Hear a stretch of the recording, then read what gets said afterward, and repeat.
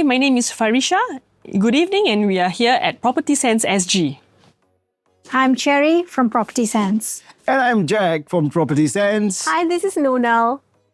And here in today's episode 2, we shall be discussing of what's currently in the spotlight. That would be $1.72 million. $1.72 million. So this is the record-breaking price of a 5-room flat at Margaret Drive recently. Margaret Drive. Margaret Drive. $1.72 million HDB flat. Whoa. Okay? Yeah, so a whooping $1.72 million. So this is what we'll be discussing today. The $1 million HDB flats. Okay?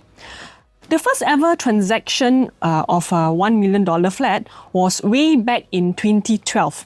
And since then, records have been continuously broken. Right?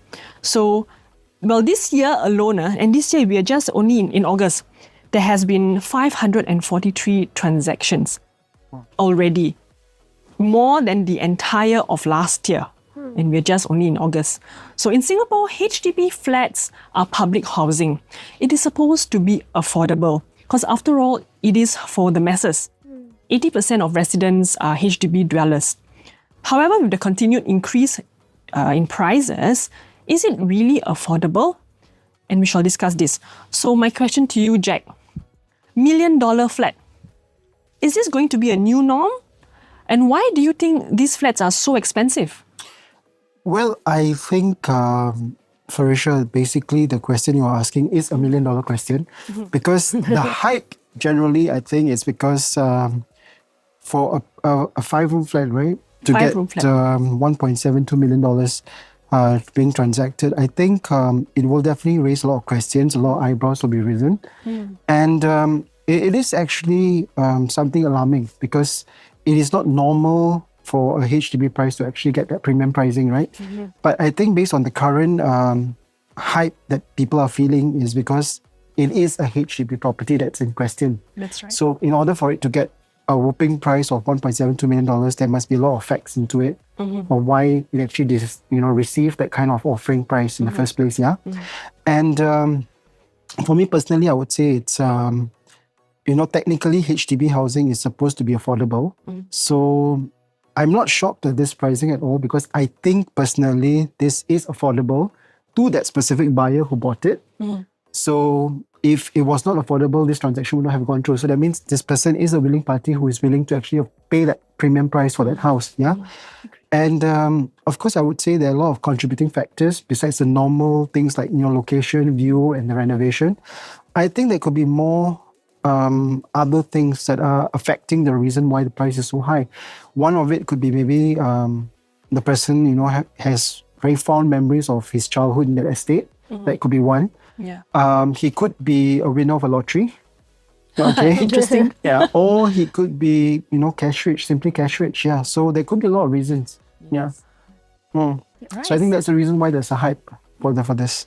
Thank you, Jack. So, Noonal, do you think it's worth it to buy $1 million flat? And what makes them so special? Okay. What actually, sometimes we go this phrase priceless. Okay, it can be a cup, it can be a pen, it can be a limited edition collectible items and everything, right? It can go priceless, right? Some people will say it's priceless. I really want to own it, I really want that. But despite whether it's $1 million, $2 million, I just want to get it. So it's actually to their personal preferences. I think they feel they might be emotionally attached to the environment, the house. It makes sense for them to buy at that price because we might not be able to understand why they are doing so because it can be due to the location or past experiences. It really attracted them. It is for people who already have the money. They don't have to struggle much to come up with for that $1 million because they may be already living in a landed and then they're downgrading as a private downsizing. So they already have the $1 billion laying around.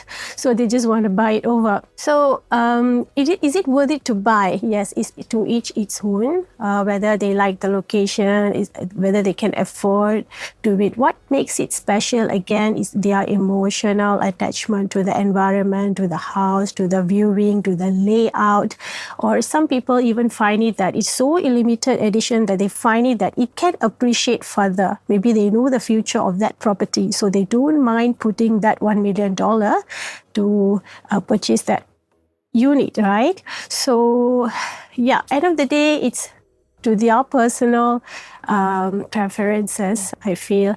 And is it worth to buy? Again, it's definitely worth to buy at this stage because inflations are going higher. But so if you really look deeper into it, as simple as milk, or even for drinks that we bought when we were younger days has gone up from 30 cents to 150, even in our school canteen. So why not for the housing? So I think it's reasonable. Right. So yes, so you're saying that this $1 million inflation is also a contributing the factor. main factor. That's right. Yes, and they're adjusting themselves to it, and they have the means. Maybe they already made the money from their previous properties.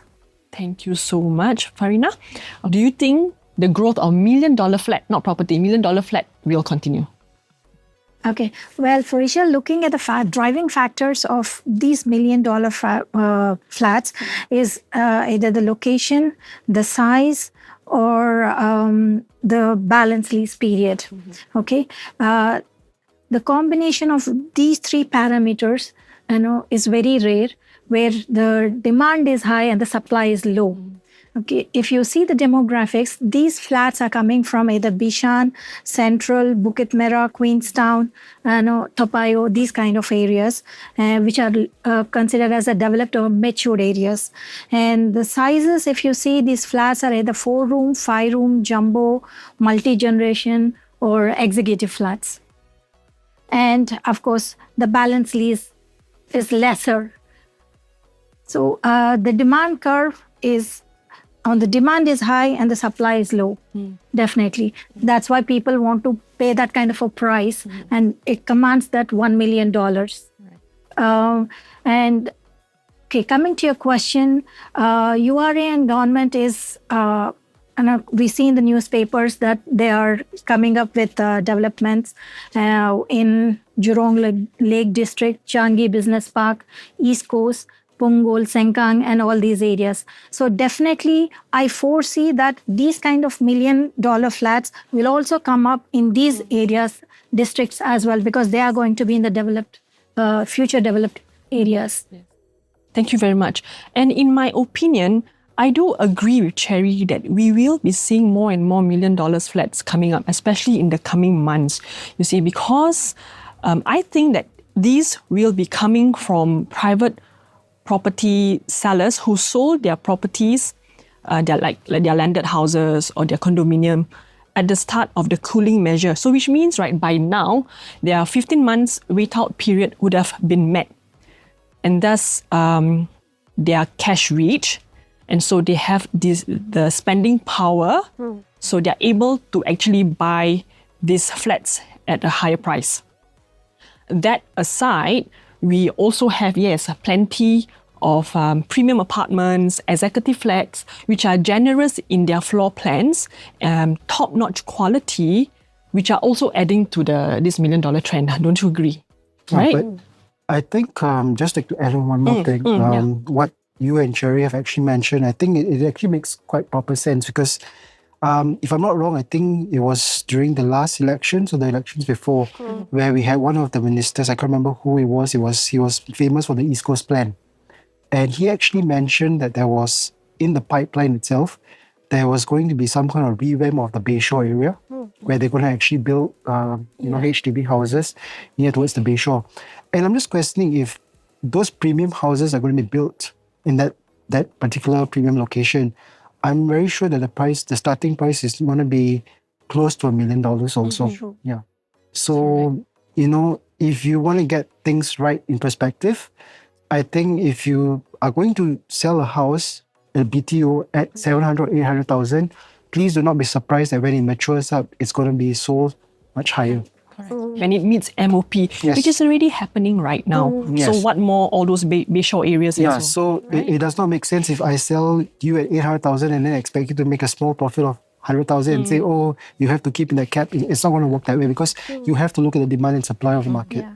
As Farisha said, it's already, I think 400 plus flats have been sold nearly at 1 million and above from 2012 onwards. Correct. And what's the similarity among all these units is that the lease period is actually highlighted. The younger the age, the higher the price. Although we started off in 2020 at 1.1 million for a 43-year-old Tiong Bahru unit. It was a very old. People were really shocked in 2020. It's like 1.1 million. Yeah, they say it's old is gold. They just went and buy, right? But after that, the shift has been changed to 1 million, mostly for younger leases because it's a unique layout. If you really see, if you pull out those $1 million units, right, they were very unique. The layout was unique. The location was unique. So I think the buyer who really did their homework before they committed to it. So end of the day, it really makes sense to him when he bought that. Yeah, so definitely, you're also right because the older flats are bigger size compared to the new ones. So there's nothing to get surprised if they have gone for the older flat with a bigger space as well. And the demand for these big spaces are pretty high right now. So what's $1 million? We have those landed property downsizes because the regular HDB BTOs could be perhaps too small for them. Correct. So they don't mind paying since they have the cash, they have the spending power. And so they don't mind paying for that. You're right, because for the past 2-3 years, people who downgraded from private property to buy a HDB never ever, even one of the any of the buyers settle for a 93 square meter BTO units. They always went for a jumbo EA 5A, 5I, all the unique layouts on pointed blocks. So I think they really did the homework because it's although they're coming from the private property, they don't want to compromise on the size. They just want to go on with their likings. Yeah, that's right. Thank you very much, Cherry. Okay, so my question is whether we'll be seeing a 2 million property sooner. So we'll see. Yeah, I'm waiting Could to be. sell. I'm just curious. It's a high possibility. What's the square feet for this unit that was sold 1.72? It's a 4-room flat, right? Oh, sorry, no, it's a 5-room flat. So it's 1,100 square feet. 1,100 square feet. It's a 5-room flat, so 1,500. It's quite small. It's a regular. It's a newly MOP unit. You see, so it's not even So that's about old. It's about the age. As It's very I young. mentioned, it's Just always 5 about years the only. age. The lease period plays a big part. Yeah. So that's about 1,100. 1,100 square feet. Yeah, Okay. a 5-year-old, and I'm guessing that buyer really have the spending power to. Most of the 5 rooms are actually, most of the 1 The million location units is are actually amazing. for The 5 location is really million. amazing. 5 rooms. So they sold about 1,500 plus square feet. Square foot. Wow. Correct. Yeah. That's quite a lot. Exactly. It's 1,500 almost close to that. square feet. No, per square PSF. foot. Per square foot. PSF. It's like for EC, almost like This is not easy. higher This is than HDB. EC. Yeah, higher than The EC. price. You still get to see the HDB. You still get your HDB Still. numbers, yeah. Okay, so Noonal, Yeah. will you or will you not buy $1 million flat, and why? I would love to spend on things that I love. So of course, if I'm going to have a $1 million, I will definitely choose the right property. If it's going to make for me more money, if I'm putting the 1 million, although it looks very big at this point of time, but I know that I'm going to make even more in future by purchasing that, I will definitely go because of the appreciation. So that's why I have to be very selective, make sure it matches, ticks all my boxes on the location, sizes and layout, make sure it's unique, make sure it's limited edition. So if I have to go with for that, I will definitely proceed with that. End of the day, I think we already have 3 rooms already going at 600, 700. We call quarter, $500,000, more than $500,000 already. So what is it to give for 1 million for 5 room? I think it's quite reasonable. And as a whole, I also feel compared to 15 years back, our household income slightly is improved. So we are able to finance. But of course, we have inflation to match with that. We have to balance. That's why we have to choose the correct property. It's not about buying for 1 million, 2 million. It's about settling for the correct property. If it's the right property, definitely I will buy for that. Yeah, that's true. We have more and more Singaporeans, or more and more people are getting more affluent. So 1 million, it's actually can be a norm these days. Okay. I'm just curious, you were saying limited edition. What do you mean by limited edition? Okay, there are some 5-room EMs, right? They have with some loft, like high ceiling, like the sea view. The ones in Pasir Ris. Yes, there's only about 5 estates, including Pasir Ris, Marine Parade. They have a sea view. One of the clients that I bought has a sea view. She just opened the window, every 360 sea view, and it's a pointed block.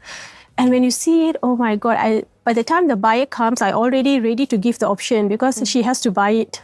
You know, now it has already gone up like almost 100K within for the past 8 to 9, less than a year, it's went up to 100K.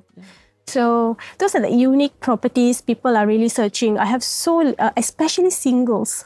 These are the guys who really explore. They love to renovate the place to crazily. They like to do blogs and do reviews on YouTube's, right? So these are the guys actually buy this kind of limited edition, make it into beautiful lofts. Crazily, they will actually renovate the place very uniquely and set trend.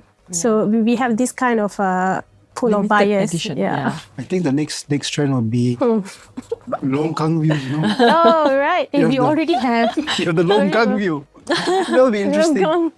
That'll be interesting. You got longkang view. You know, it's a new We see trend. whether you'll buy that. You will buy.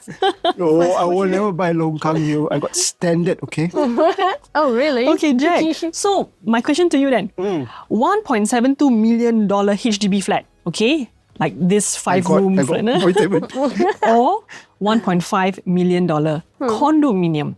Which one makes more money sense? Okay, to be very honest with you, for me, right, I'm being very honest here. If I have that much of money, none of it will make sense to me.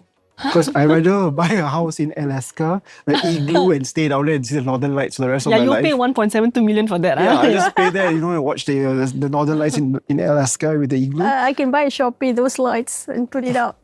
More standard. But anyway, based on reality itself, I grew up I was saying that I'm fortunate that I grew up with my godparents who, you know, exposed me to landed property living. So most of my life before I got married was staying in landed property. And then when I got married, I, of course, have my own HDB house. So I would say I've still in landed and HDB. I never got a chance to stay in a condo. So for me, if I have that money to splurge, I would rather buy a condo because of 2 simple reasons. One is because of the facilities. I finally can have a swimming pool that I can just go down and there's no more excuse for me to say I can't exercise. You know, there's a gym there, the swimming pool. And then most of the condos now, in fact, they even have restaurants inside, some of them. Yep. So I'll look for something that has pasta mania, then I'll definitely buy it. So your answer is definitely condominium, Yes, yeah? condo. Yeah, that's right. Okay. So, well, thanks for the sharing, Jack. Okay, and then Cherry. So with all these exorbitant prices, right, how do you think as buyers can avoid very high prices when intending to purchase flats? Well, I would say first point I would reiterate was the COV. COV. Yeah. So you should first check whether the unit that you're purchasing is worth the value that you're paying for or not. And check the actual valuation because mostly the units that are listed are overly priced these days. So check the actual valuation, and if there is any COE on top of that, assess yourself whether you're ready to pay that kind of a COE on top of the valuation price. Okay, that's one thing. If you're not able to, then just let it go. Second point is that buy a house which is maybe 1 or 2 kilometers away from matured estates where the prices are little low, and at the same time you will be able to enjoy the benefits of being within the vicinity of 1 or 2 kilometers of the mature estates, and you're buying at a lower price. Third one would be like if you are having a small family, don't go for a bigger size units. Just buy according to your family requirements or needs, and because bigger units comes with bigger expenses like maintenance or renovation or these things. So you can avoid all these extra costs by buying a size which suits your family needs. And finally, I would say don't buy in a pressure and no impulse buying. So these are the ways to actually keep yourself in check. Yes. Right? Yes. You well informed. Avoid paying overpriced for the units and try to avoid. Thank you so much, Cherry. It takes only just 1 or 2 of these high price transactions to raise expectations among buyers to feel like their flat also worth much, much more. And this is something that we now as agents are having to manage. Don't you agree? Yes, definitely. Right? Yes. So, property price are playing games in their mind. They think that now their flats are worth much, much more. Homeowners need to know that such prices are not reflective of the overall market. Right? So yes, we still have to keep ourselves in check. Right? So, in conclusion, I feel that if you're a young buyer who is not in the final leg of your property journey, then you should rethink of the long-term prospect of buying $1 million property. But if it's already your final home, your forever home, like in the case of our private property downsizers or so, then maybe it could be worth it to buy that $1 million property, $1 million flat, not property, $1 million HDB flat. And if it's for home ownership purpose, then that's my opinion. Is there anything else that we would like to... I think it boils down to the fact of affordability in the same sense. Affordability. Yeah, so whether you're buying a house for investment or you're buying for your own stay, the basic sentiment from the ground is HDB supposed to fetch that kind of price? Yes. Is it supposed to be... Is a function of the HDB, which is meant for public housing, supposed to reach such absorbent pricing that you can say that, this is considered as affordable? And regardless of whatever the reasons is, if that is so, then I would say congratulations, because the property market has actually matured and evolved into a dictating kind of system that it determines what price is right for you. Then would that negate the purpose of it? Being a public housing. That is $1 million question. Yeah. Okay. And to be really honest, I think the entire percentage is only it's a very small percentage of the one that is being sold for 1 million. If you see majority of them, there are still transactions going on for a 4-room, for a 5-room within 500K, within 600K, which I've recently transacted, which is a decent below 25-year-old. There are units. At the end of the day, is how they want to settle, because everybody wants to own a $1 million. Is it due to a pressure, they want to feel high and all that? Or is it because they have no choice, because they really need to move near to the parents and the location asks for such price, so they have to settle? So I think they have to reconsider their location flexibility, especially the youngsters. They don't have to really settle. So end of the day, I think we are becoming more connective to connect. The connectivity is getting better in Singapore. So I think they should be more flexible with their location wise. So if they are able to adjust their locations, I think they're able to get below even 500K or even 600K within their budget. Again, $1 million, on one hand, we have older flats. On the other hand, we have younger flats. So the younger guys have to go for the younger lease, cannot go for the older. I mean, it doesn't make sense, like what you say, you become a finally, So yes, ultimately, it still comes down to affordability. If it's a bigger space and it's on the high floor, definitely the $1 million is worth. it's a bigger space, like Jumbo Flat, which we sold. Yes. The one like in Woodlands area, which is a high floor unit, and it really speaks, and it's a fairly priced. Was it 1 million? It was about 1 million, huh? Yeah. Was it? Yeah. So older flats, because of the space and the flooring, the high floor, whatever, that one, that is really worth. And as she said, younger flats are also speaking at 1 million volume pricings. Right. Location, definitely, if it's a matured one with all the amenities around, with the connectivity and the markets and the shopping malls and the lifestyles, everything, then definitely that's also worth of 1 million price. All right. Thank you all for the helpful sharing and insights. And that's it for today's episode of at Property Sense SG. Till the next one. And here's $1 million wish. Happy 59th birthday, Singapore. Yes, happy Singapore, happy birthday. You all must clap lah. You all never clap. Happy birthday. Happy birthday, Singapore. Count on me. Count on us. Count on me. No. It's not alone, not alone. No, alamak. I still count on me, Singapore. Alamak, old already lah. Count on me, yeah. I still stuck in count on me. Yeah.